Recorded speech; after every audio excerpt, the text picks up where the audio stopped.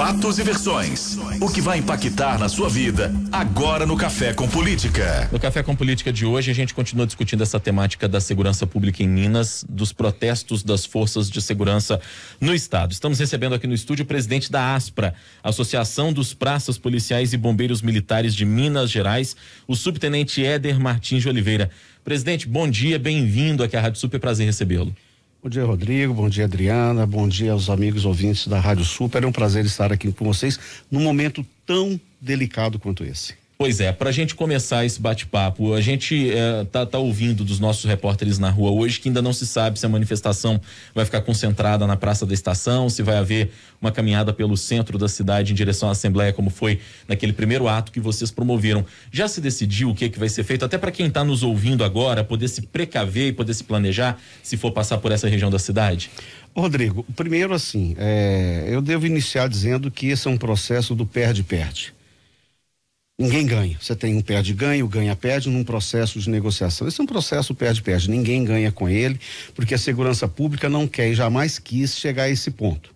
Mas a irredutibilidade, a incapacidade do governo de promover o debate, de trazer ao diálogo, de conversar, leva isso a um reflexo, ação e reação, lei da física, né?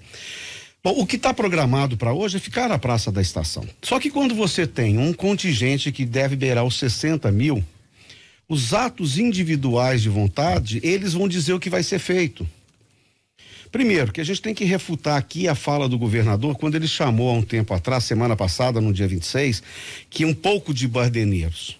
Esses mesmos baderneiros que ele chamou foram aqueles mesmos baderneiros que, quando da tragédia de Brumadinho, entraram naquele lamaçal para salvar as pessoas. E o governador, sabe o que ele disse naquela ocasião, Adriano? Eu vim aqui buscar corpos, o bombeiro falou, eu vim salvar vidas. Olha a diferença, está aí.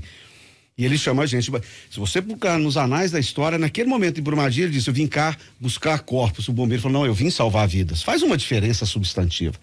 Então, o que pode decorrer dessa concentração na Praça da Estação, nós não sabemos e não podemos afirmar. Né? Da última vez que nós lá estivemos, no dia 21, fizemos uma passeata pela Avenida Amazonas, Olegário Maciel, e encerramos na Assembleia Legislativa. Pode ser esse o caminho? Pode ser esse o caminho. Mas a revolta da categoria está tão grande que eu temo pelas consequências a partir deste ato de hoje. E aí é que eu te pergunto também, viu, presidente, porque o governo parece irredutível. O governo parece não querer negociar, né? Tanto que houve um encontro, inclusive, na cidade administrativa, com a secretária de Planejamento, Luísa Barreto, em que foi apresentado o cenário do Estado para vocês, para toda a categoria, para os representantes, mas nenhuma sinalização de que havia a possibilidade de manter, né, a equiparação salarial conforme prometido. Caso o governo permaneça irredutível, são essas as consequências que eu gostaria de abordar com o senhor. O que o senhor espera? Olha, atos imprevisíveis.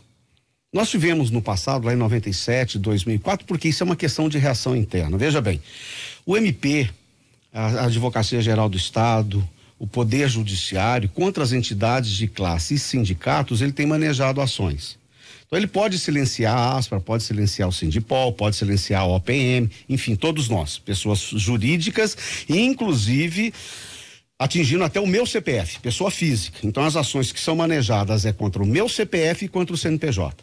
Mas o Poder Judiciário, ele não tem o condão de dizer o seguinte, para 40, 50 mil servidores, é o seguinte, você não vai fazer isso. A segurança pública, ela não é cartesiana. Então, quando você tem um estado mais seguro do país para se viver, Rodrigo, é por quê? Porque existe dentro do policial militar, dentro do policial penal, há quantos anos nós não temos rebelião? Dentro do sentimento de apuração na Polícia Civil, do sócio-educativo, cada indivíduo da segurança se transforma naquele que ele representa muito bem, que é a sociedade mineira. Fala assim, olha, vamos reduzir a criminalidade, porque eu vou trabalhar além do que o Estado me impõe. O que o Estado impõe? As horas de trabalhar. Mas ele tem a capacidade, o tirocínio tanto, que ele procura de uma forma, ou seja, isso está intrínseco, isso é de cada indivíduo, promover a segurança. E aí o nosso caso da polícia, o bombeiro militar, que é a preservação e manutenção da ordem. Mas quando o governo vem com essa forma de agir conosco, o que vai ocorrer? ele vai baixar todo o seu moral, que já baixou. É só vocês perceberem que nesse último final de semana nós tivemos 41 homicídios no estado todo, coisa absurda. Porque ele falou assim, olha, se o estado não me reconhece, eu vou fazer aquilo que é estritamente dentro da legalidade. Então as consequências disso pode ser que não feche quartel, pode ser que não feche delegacia, pode ser que o IML não faça o acúmulo de corpos, mas o que vai ocorrer? Ação da estrita legalidade. Basta que tire o pé. Se eu estiver aqui, trabalhando aqui numa viatura, ver um delito ocorrer que passar direto, omissão, não, tudo bem. Nós sabemos disso, mas agora o ato deliberado de ocorrências de iniciativa, e aí sabe o que mais nos preocupa? Nós sabemos, me permita aqui. O governo Zema está cumprindo uma missão do empresariado. Quem está ditando a cartilha para o governo dele chama-se FIENG. E por detrás dela, a construção do Rodoanel, nós não precisamos falar qual a empresa que está por detrás para construir o Rodoanel e onde ela está envolvida. E ganha como prêmio a construção do Rodoanel. Só que esse empresariado também tem que entender que ele precisa de segurança. Quando ele força com o governo Zema, vamos usar a força de expressão, fincar o pé e não ceder, não é pressão, é ceder a uma recomposição salarial que é justa, correta, necessária. O reflexo disso virá daqui 2, 3, 4 anos. Para conseguir atingir um nível que Minas Gerais chegou de ser o estado mais seguro, foram anos e anos, foram dedicações sistêmicas de todo servidor da segurança pública. E ele conseguiu fazer o que nenhum governador fez, nem o Eduardo Azeredo na crise de 97, que ela foi pontual, nem o governador Aécio Neves em 2004, que ela foi pontual. O governador Romeu Zema conseguiu trazer para dentro das instituições da segurança pública o sentimento de que ele é só mais um e de que não vale absolutamente nada para o Estado. E isso, o reflexo será indiscutivelmente e invariavelmente no resultado que é da segurança. Então, quando você pergunta, vai parar? Eu acho que não. Mas não será, isso eu lhe afirmo, não será aos moldes que é hoje, assim, promovendo a segurança do tamanho que é. Essa é uma realidade. O senhor citou, presidente, um dado interessante aqui que nós tivemos no fim de semana, 41 homicídios em Minas, que era algo que não se via há muito tempo. Nós temos esse registro todo da estrita legalidade, ou seja, com as forças de segurança trabalhando dentro daquilo que podem trabalhar. E devem. Eu pergunto, se permanecermos por um tempo com essa situação, um pouco mais cedo a gente falou da situação dos presídios, unidades prisionais que estão registrando motim atrás de motim. Na sua avaliação, até como alguém que é especialista em segurança pública, nós estamos próximos de ter uma convulsão social em Minas Gerais? Olha, a gente, primeiro que um tamanho do microfone da Rádio Super, a gente tem que tomar muito cuidado com o que fala. Como eu disse, não estou aqui para instigar e colocar fogo num barril de pólvora. Mas são atos decorrentes, consequência. Uma coisa é fato, para o ano que vem, nós estamos agora em março. A continuar esses indicadores, nós saltaremos de primeiro estado mais seguro do país para se viver, provavelmente lá para meio de tabela, e olhe lá. E aí isso terá um culpado, invariavelmente. O culpado é o governador Romeu Zema. Porque, olha assim, a política pública de Estado, ela tem 3 grandes pilares: saúde, educação e segurança pública. Se na saúde, Adriano, você não estiver satisfeito com o SUS, você contrata um plano particular e terá uma concorrência do Estado com o privado. Se o Rodrigo tem um filho que não quer mais continuar na escola pública, ele vai para a escola privada. A segurança pública não tem concorrência. A concorrência da segurança pública é a milícia, coisa que em Minas Gerais não existe. E quando você abandona um pilar de sustentação da democracia, abandonando a segurança pública, o reflexo vai ser muito ruim. E aí nós só teremos condições de dizer o que realmente aconteceu hoje no ano de 2022, março, por quanto perdurar, daqui 1, 2, 3 anos, quando nós viemos nesse tempo, fizemos uma análise de dados, e aí sim, aí é provável que nós cheguemos à conclusão, Rodrigo, olha, de que nós vivemos uma convulsão social lá em 2022, perpetrada por um governo que não negocia. E o governo tem tanta certeza do que está fazendo. Ontem vocês devem ter acompanhado, todos nós acompanhamos a entrevista do secretário Igoreto. Não tenho nada, absolutamente nada contra ele. Mas é um jovem de 30 e poucos anos. Ele disse que espera que esse ato seja o último e que não, a mensagem do governo ali para nós foi dada, olha, é isso e pronto, acabou. Só que ele está imaginando que seja um ato massivo de 60 mil servidores, 50 mil servidores num único dia. Mas é o que eu disse, o ato deliberado de vontade individual de cada um de tirar o pé do acelerador vai continuar. E isso ele não tem controle. E isso ele não terá controle. E tem uma coisa, presidente, na esteira, né, dos protestos e reivindicações das forças de segurança, o que a gente percebeu nos últimos dias foi uma movimentação também de outras categorias reivindicando, colocando as suas pautas de reivindicação para o governo. A gente viu isso com o sistema de saúde, os profissionais do IPSENG, a gente viu também com os professores da rede estadual que já deflagraram um movimento de greve, né? É possível, por exemplo, que todas essas categorias se reúnam para fazer pressão, de certa forma, para o governo sentar para negociar? Adriana, sua pergunta foi fundamental. Me permita quem está nos acompanhando. Eu estou abrindo o celular, não é em desrespeito a você, não. É para pegar um dado que vai ficar pior. Você já viu apagar fogo com gasolina? Olha o que aconteceu ontem na Assembleia Legislativa. Começaram a ser votados uns projetos de reajuste. Tem um reajuste para o Judiciário, para o Ministério Público, que está gerando da ordem de 10% e retroativa a 2019. E por que é retroativa a 2019? Porque em 2019, quando votou o nosso projeto da recomposição salarial, todos esses poderes tiveram o reajuste. E foi retroativa a 2, 3 anos pretéritos. Agora, em 2022, é retroativa a 2019. E para nós, da segurança pública, nada contra professor, pelo amor de Deus. O nosso, abre aspas, inimigo não é o professor, não é a saúde, é o governo. Os professores tiveram agora 10,06, que é o que mandou o projeto, retroativo a janeiro. Eles reclamam aí também que não tem o pagamento do piso, enfim. A saúde eu não sei como é que tá. O percentual é o mesmo. Mas olha só, a Defensoria Pública, ela pertence ao Executivo, ao mesmo Executivo que eu pertenço. O governo mente tanto para a sociedade, que ele disse, a Luísa Barreto deu uma entrevista essa semana nos canais de informação com tudo, dizendo que o seguinte, olha, ela não pode dar um aumento diferenciado porque a lei de responsabilidade fiscal veda. Então quero que ela me explique por que a Defensoria Pública terá um reajuste, ou salário, ou recomposição, não vou entrar nesse mérito, que varia de 14,30% a 31,5%. Para nós, 10,06%. O Ministério Público, né, em que pese não ser um poder, mas tido como poder, ele tem uma dotação orçamentária. O Poder Legislativo e o Poder Judiciário tem o que a gente chama de duodécimo. Eu tenho que falar isso porque senão eles vão pensar que eu sou ignorante. O duodécimo você não mexe. Mas a Defensoria Pública é órgão do Poder Executivo. Ela está dentro da estrutura do Poder Executivo. A emenda constitucional 80, lá de 2014, fez uma alteração substantiva nas defensorias públicas. Mas o recurso que sai para a Defensoria Pública do Estado, por mais que ela tenha uma regulamentação que veio da Constituição Federal, para que ela tire o recurso é da LOA, é a Lei Orçamentária Anual que sai da arrecadação. Então, se não pode para a Polícia Militar, não pode para o Bombeiro, não pode para a Polícia Civil, não pode, etc, etc, etc, por que pode para a Defensoria Pública? O Estado se aparelha daqueles que têm alongamanos, vamos dizer assim. É aquele que está com a espada de Damocles e coloca na cabeça do mais frágil. A Advocacia Geral do Estado não tem problema salarial. Ministério Público não tem problema salarial.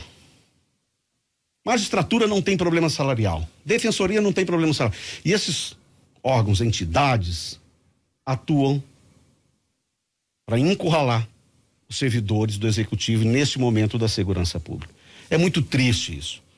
É muito triste, é lamentável. E se me permitam, no seu tempo que a gente tem, olha como é que as coisas são. Em 2020, nós estamos 22, 21, 22, a ASPRA, fazendo-se valer de uma decisão do STF, que é uma súmula 541 que diz o seguinte, olha, as forças, o STF pacificou de fato, as forças de segurança pública não podem fazer greve, ponto. Nem os policiais civis que estão lá no artigo 6º da Constituição Federal. Bacana, porque, olha, são atividades essenciais de Estado. Então vamos entender isso, correto? Correto. Aí usa o subterfúgio porque a gente anda armado, enfim, mas paciência. Mas o STF disse o seguinte, olha, quando houver um problema da questão salarial, questão funcional entre as forças de segurança e o Executivo, O Tribunal de Justiça de cada estado deverá, não é poderá, não é eu sei se eu quero, se eu não quero, não, fazer a mediação entre as partes. E nós protocolizamos um pedido muito antes do que está gerando e acontecendo hoje. O Poder Judiciário se silenciou. As razões? Não sei. Não sei.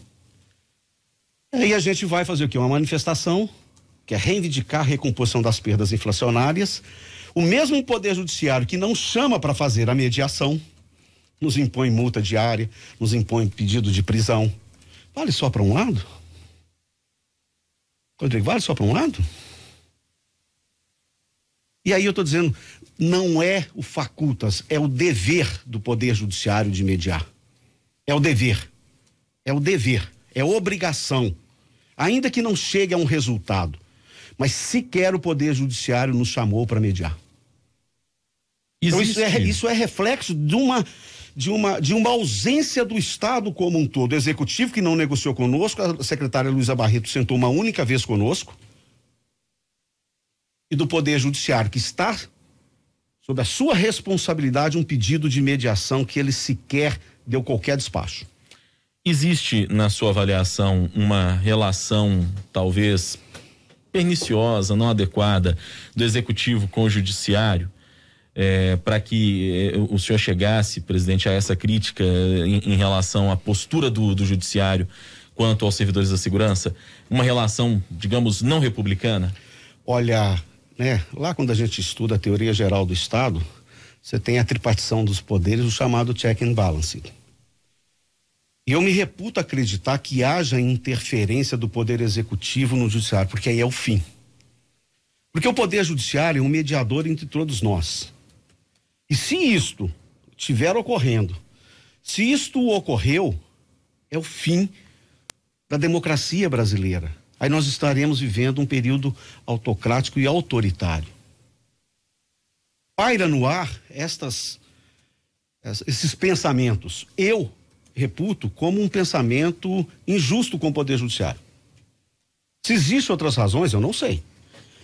Mas eu não posso imputar algo que eu não tenho como provar, porque eu estaria sendo leviano. Mas, em seio de tropa, em chão de fábrica, a sensação é exatamente essa que você disse, Rodrigo. Olha, não adianta, aí usa uma expressão que chega pra gente. Eu não acredito nisso. Não, o Poder Judiciário está comprado. Eu acho que esses homens, esses desembargadores, esses juízes, o valor moral e ético deles é maior do que tudo isso. Agora, uma coisa é fato, eu não consigo entender, porque uma crise sendo pré-anunciada há 2 anos, um pedido de mediação, o foco é único e exclusivamente este: mediar sobre as perdas inflacionárias no período, e não nos chamar, nos causa de fato espécie. Pode ser que eles estejam uma agenda absolutamente cheia, milhões de processos, eu não vou entrar nesse mérito, não vou discutir. Mas se o Poder Judiciário também, vendo uma crise dessa, que expede liminar, mandado de segurança, medidas cautelares, por que ele não olha que no mesmo tribunal há um pedido de mediação das forças de segurança com o chefe do executivo? Semana passada, salvo engano, na quinta-feira, houve uma mediação provocada junto ao Sindipem e o Sindipol. Não essa que nós pedimos. O Estado provocou. E o que consta do relato de quem lá estiveram, dos advogados que estiveram, é que teria o advogado-geral do Estado, para que se encerrasse a manifestação de hoje, oferecido 12% para que não houvesse mais nenhum movimento hoje. E retroativo a janeiro. Eu não estava nessa audiência, são relatos de quem participou e está conosco nessa caminhada, que são os representantes do Sindipol, da OPM e do Sindipem. E aí vocês percebam a incoerência do governo. Ele encaminha para a Assembleia Legislativa dizendo que não passa daquilo e pronto, acabou. Mas como é que num acordo de mediação ele admite 12 e retroage a janeiro? Nós estivemos juntos, eu não sei nem se eu posso usar o nome dele aqui, mas os riscos a gente tem que correr. Segundo o presidente da Assembleia Legislativa, o deputado Agostinho Patrus, esse governo, a palavra dele não dura 15 minutos, e é verdade. ela não dura 15 minutos a palavra do governo. Falo alguma coisa contigo, estou aqui no seu estúdio, é como se antes de eu pegar meu carro para ir embora, você mudasse de ideia. Ó, você pode sair, chega, não deixa ele sair. Não, mas cara, se você falou que eu posso sair agora. Essa força, essa expressão usada pelo presidente da Assembleia, o senhor, esse governo Zema, a palavra dele não dura 15 minutos. Presidente, em relação ao judiciário, hoje nós tivemos uma decisão da primeira vara da Fazenda Pública de Belo Horizonte proibindo, queima de objetos, porte de armas, a utilização de foguetes e bombas por manifestantes da segurança pública e também determinando multa, caso isso aconteça. Gostaria que o senhor falasse, a respeito disso, porque a justiça parece, em princípio, que espera uma grande baderna, na cidade, por uma reivindicação das forças de segurança, também de outras categorias e tudo mais. Esse protesto, ele vai ocorrer de forma pacífica. Gostaria que o senhor deixasse isso bem claro, para que o ouvinte também saiba, até de que forma ele pode se comportar na cidade, se ele vai sair ou não, se vai ter algum tipo de transtorno. Gostaria que a partir dessa decisão o senhor explicasse como é que vai se comportar. Obrigado pela oportunidade, inclusive porque há nesse pedido, nessa determinação do Poder Judiciário, que nós anunciemos que, então tá aí, todos vocês que estão agora na Praça da Estação, que participarão dessa caminhada, já sabe, não portem armas, nós já avisamos isso nas redes sociais, avisamos para todo mundo, não soltem foguetes, bombas e não vamos depedrar absolutamente nada. Foi assim que ocorreu em todas as outras ocasiões. No dia 21, por exemplo, fizemos e vou dizer, foi uma coisa linda e maravilhosa, porque a sociedade entendeu, ela está do nosso lado. Quando passávamos ali pela Avenida Amazonas, fomos aplaudidos. Não houve um incidente. Claro que houve um transtorno, isso é inegável. Eu não sou aqui idiota de dizer que, olha, não trouxe... Claro que quando você tem 30 mil pessoas fazendo uma caminhada, você indiscutível e invariavelmente ele vai prejudicar o trânsito, mas você passa e o trânsito acaba sendo liberado. Isso de fato deve ocorrer hoje, mas não há interrupção deliberada de falar ninguém passa por aqui. Os transeuntes, eles têm o direito de ir e vir, isso não foi cerceado.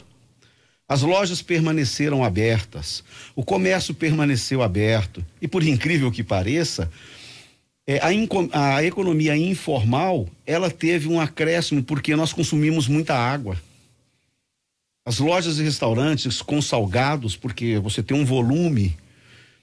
E é claro que eu sei distinguir movimentos completamente distintos, mas todas as vezes que termina um campeonato, seja de vôlei, de futebol, a Praça 7 é um ponto de concentração, a queima de fogos de artifício infindáveis, carro de som, o negócio dura 6, 7, 8 horas, interrompe o trânsito, todo mundo sabe que aquilo vai acabar. E eu nunca vi ninguém impedir que uma torcida vá para o centro da cidade comemorar. Mas agora é o que eu disse agora há pouco. É a longa-manos do Estado. É a espada de Damocles na nossa cabeça. O governo não negocia e é por isso que ele age com essa insensibilidade. As palavras do Igor Eto deixam muito claro, vai ser o último, porque ele já tem a decisão do Poder Judiciário. Ele vai decidir que as entidades não mais o façam, mas ele não tem o poder de mudar o coração de nenhum dos servidores da segurança pública para que ele continue atuando como ele atuou até ontem, até hoje. Ainda que consigamos, ao final desse processo, que não consigamos melhorar absolutamente nada. Eu disse, Rodrigo, daqui 1 ano, 2 anos, quando nós vemos estudar o ano de 2022, nós vamos poder escrever nos anais da história de Minas Gerais que o decréscimo na segurança pública, que é a queda de primeiro para sexto, décimo não sei quanto estado, de estado mais seguro para se viver, terá tido um algoz. E esse algoz chama-se Romeu Zema Neto, Igor Eto, Matheus Simões, Luísa Barreto, Gustavo Barbosa. E por detrás desse processo todo, que a sociedade talvez não saiba, existe um mentor chamado Paulo Artung, ex-governador do Rio de Janeiro. Do Espírito Santo. Do Espírito Santo. Ele está em Minas assessorando, porque lá nós tivemos um problema, na greve deve ter uns 4, 5 anos. O que Zema está fazendo hoje foi a mesma coisa. Agora vai no Espírito Santo e olha os índices de criminalidade lá. Ele excluiu quase 2.000 policiais. Ele demitiu mais uma série, vários militares estão respondendo a processos penais, administrativos, alguns foram excluídos. Ele resolveu o problema demitindo 1.500. Agora, olha o índice de criminalidade no Espírito Santo. Isso foi o que ele deixou para o Espírito Santo. A polícia continua trabalhando, mas em que medida? Olha, é o que eu disse, é o sentido, é o ethos, é aquilo que está dentro de cada servidor. Ele abandonou aquele sentimento de dizer, olha, eu vou defender o Estado com a minha própria vida. E ele é mais um do Estado hoje apenas. Daqui 2, 3 anos, escrevam, guarda esse dia, 9 de março de 2022, que eu estou dizendo. Tem aí, você pode procurar os nossos pesquisadores, o Luiz Flávio Sapori, tem aqui Cláudio Beata, eles sabem do que eu estou falando. O reflexo da insegurança pública será medida daqui 2, 3 anos e a causa para isso tudo terá sido o governador Romeu Zema Neto e os seus, que insensíveis à questão da segurança pública, nos tratam como se empresa fosse. Na campanha de Zema de 2018, vocês já acompanharam, no norte de Minas, ele contrata a pessoa a R$400, R$500. Esse é o governador de estado, que não olha para uma política pública como ela deve ser vista e olhada. Infelizmente, essa é a verdade. Aqui no Café com Política de hoje, conversamos com o presidente da ASPRA, Associação dos Praças Policiais e Bombeiros Militares de Minas Gerais, o subtenente Éder Martins de Oliveira. Presidente, obrigado pela entrevista, muito obrigado pelos esclarecimentos aqui, até a próxima. Obrigado a vocês pela oportunidade, que Deus nos ilumine, que ao final do dia consigamos todos voltar para casa sãos, salvos, em paciência, porque Minas Gerais é um estado lindo e maravilhoso para se viver. Fora Romeu Zema. Obrigada, presidente.